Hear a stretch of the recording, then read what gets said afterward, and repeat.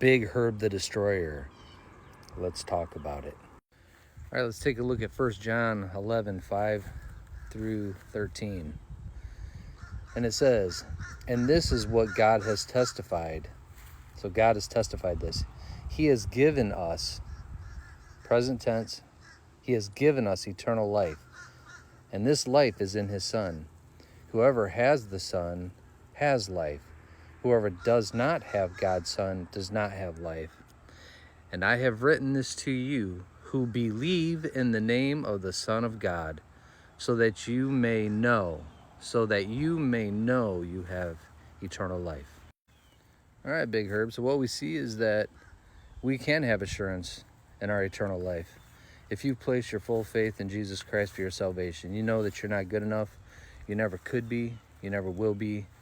That your salvation lies in His finished work alone on the cross.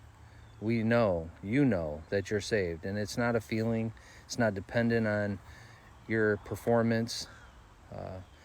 You're saved, you're sealed until the day of redemption, and you can trust in God. That's part of trusting in God, is knowing that you are 100% saved. All right, let's take a look at John 5:24. And Jesus says, "I tell you the truth. Those who listen to my message and believe in God who sent me have," present tense, "have eternal life. They will never be condemned for their sins, but they have already passed from death into life." So we see right there that once we believe in the finished work of Jesus Christ on the cross, once we place our full faith, 100% of our faith, in His finished work, we're saved. We've passed from death into life.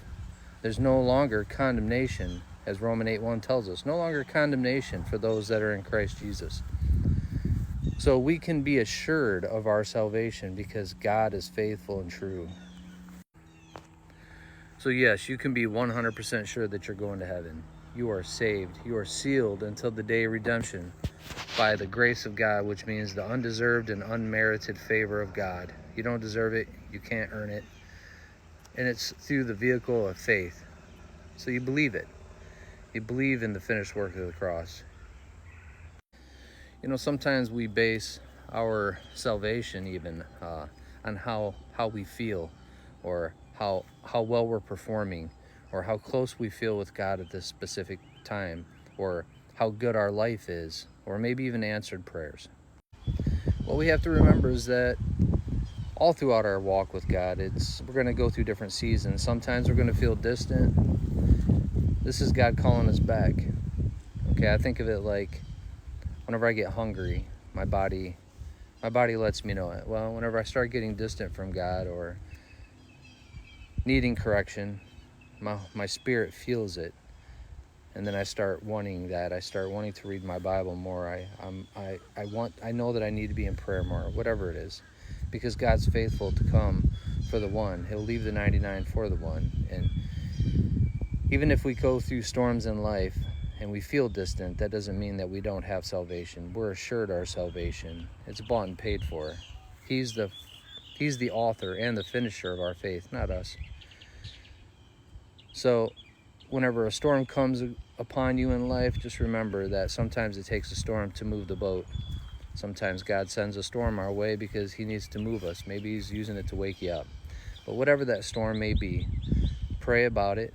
Don't worry about it. The Bible tells us to worry about nothing and pray about everything. And then ultimately to trust in Him that this is what needs to be. But ultimately, yes, you can be 100% sure, and you should be, if you fully put your full faith in Jesus Christ alone for your salvation and not of yourself. We have to be 100% sure of our salvation, because that's truly trusting in God. That's truly believing in what He has told us. And that's truly believing and trusting in His finished work on the cross to save us, knowing that He's enough.